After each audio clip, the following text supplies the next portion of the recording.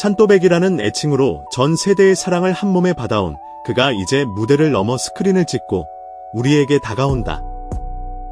이것은 단순한 영화가 아니다.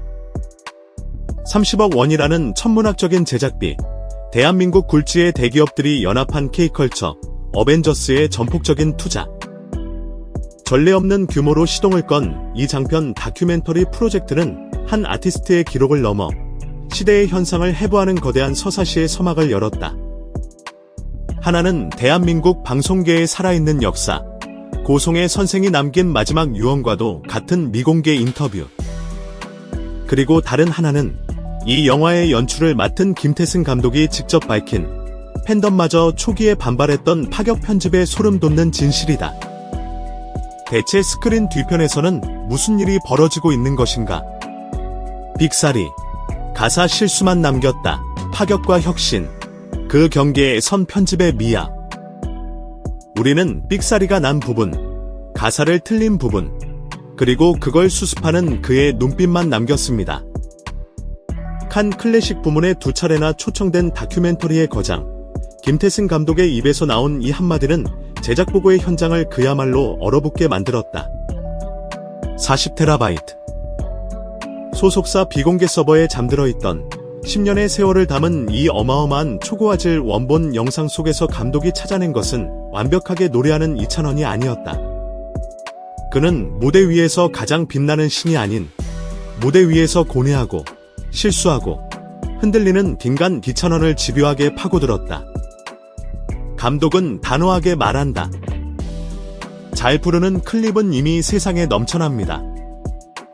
유튜브에 단 1분짜리 직캠만 봐도 그의 천재성은 충분히 알 수 있죠. 하지만 저는 그 1분에 담기지 않은 나머지 59분의 시간을 보여주고 싶었습니다.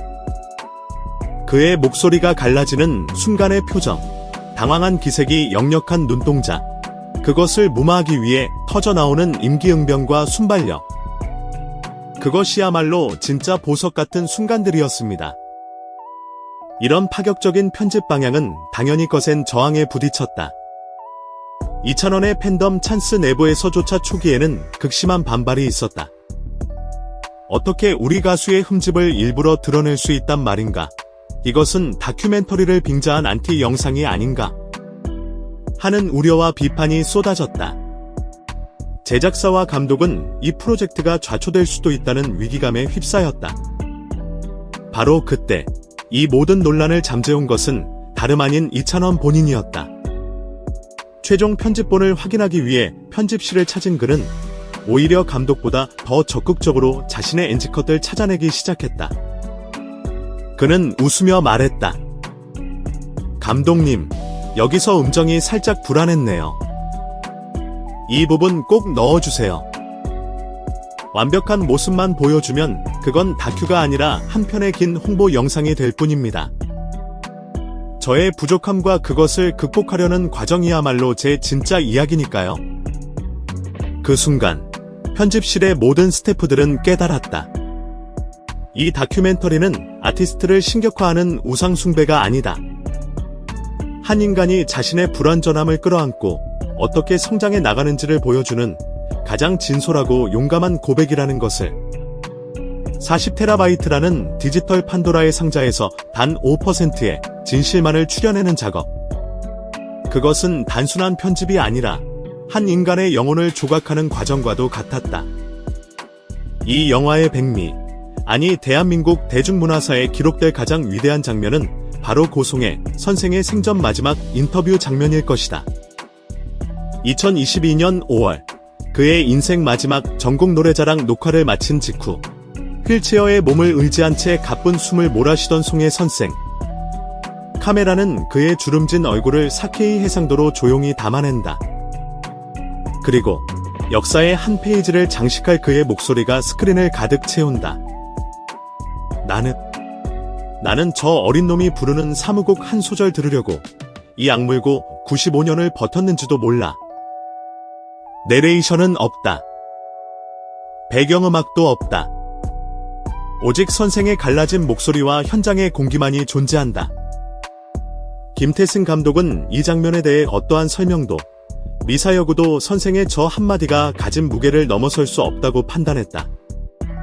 설명 대신 침묵으로 선생의 위대한 유언을 관객의 심장에 그대로 전하고 싶었다고 밝혔다. 화면은 교차 편집된다. 선생의 마지막 말이 울려 퍼지는 동안 무대 뒤 커튼에 기댄 채 땀으로 범벅이 된 손수건으로 얼굴을 훔치던 젊은 가수 이찬원의 모습이 보인다. 그는 아무 말 없이 무대 위 스승을 향해 90도로 허리를 깊이 숙인다. 세대를 초월한 두 거장의 소리 없는 교감. 그것은 단순한 칭찬을 넘어 한 시대가 다음 시대로 자신의 모든 것을 넘겨주는 숭고한 의식과도 같았다. 이 장면을 통해 관객은 트로트라는 장르가 어떻게 생명력을 이어왔으며 이찬원이라는 젊은 가수가 짊어진 이름의 무게가 얼마나 거대한 것인지를 온몸으로 체감하게 될 것이다. 영화는 시간을 거슬러 2013년 겨울 차가운 바람이 몰아치던 대구의 한미한 군소가요제 현장으로 관객을 이끈다. 앳된 얼굴의 16살 중학생 이찬원.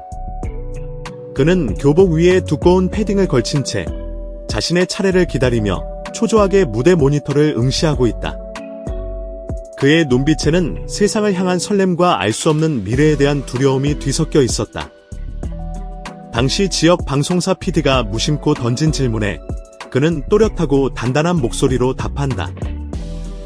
노래로 밥 먹고 살 겁니다. 바로 그 한마디가 10년의 세월을 관통하는 이 영화의 오프닝 내레이션이 되어 관객의 심장을 파고든다. 그의 예언과도 같았던 말은 현실이 되었다. 영화는 이후 10년에 걸친 그의 자료 영상을 폭포처럼 쏟아낸다. 전국 노래자랑 대구 예선에서 송해 선생에게 등을 떠밀리듯 본선 무대에 섰던 풋풋한 일화, 고등학교 축제에서 교복 셔츠 단추가 하나둘 터져 나갈 때까지 앙코르를 외치던 학우들의 함성, 그리고 미스터트롯 녹화 전날 새벽 독서실 뒤편 차가운 계단에 쭈그려 앉아 가사를 되뇌던 그의 처절한 모습까지. 이 모든 장면은 누군가의 휴대폰과 당시 스태프들이 보관해온 날 것 그대로의 영상으로 스크린에 생생하게 부활한다. 음악적 혁신 역시 이 영화의 핵심이다. 히트곡 제조기 조영수 작곡가는 이찬원의 음악적 완성도를 위해 무려 3차례의 재녹음을 감행하는 집요함을 보였다. 2020년 미스터트롯 결승곡 진또배기 라이브 트랙은 통기타, 콘트라베이스, 바순, 그리고 오직 이찬원의 호흡만 남긴 극강의 언플러그드 버전으로 재탄생했다. 작사가 김이나와 협업한 신곡 첫마음은 가사를 현장에서 즉흥적으로 고쳐가며 녹음하는 각본 없는 드라마 그 자체였다.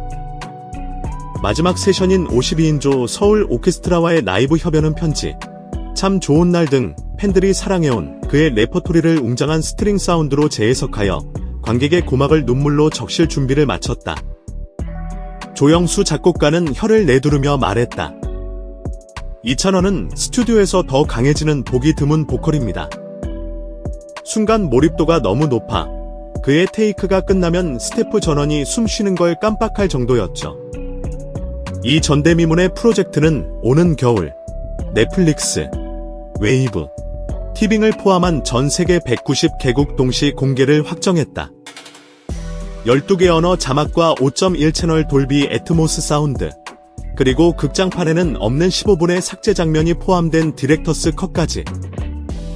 할리우드 베테랑 마케터가 합류하고 마마무 하사가 피처링한 파격적인 힙합 트로트 결투가 포함된 OST 앨범까지 동시 발매된다.